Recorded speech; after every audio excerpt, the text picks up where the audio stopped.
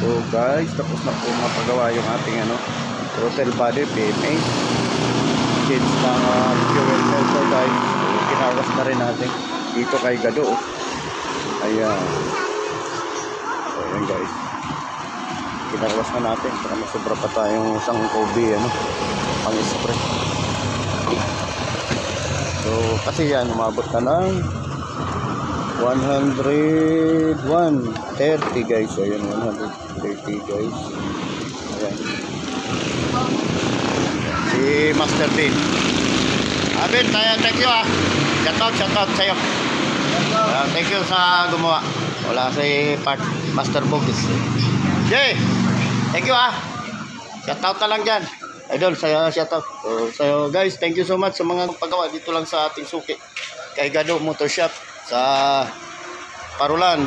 Thank you so much, ride safe. At natin-list natin ang ating nagmot. So bakbakan naman, ride safe.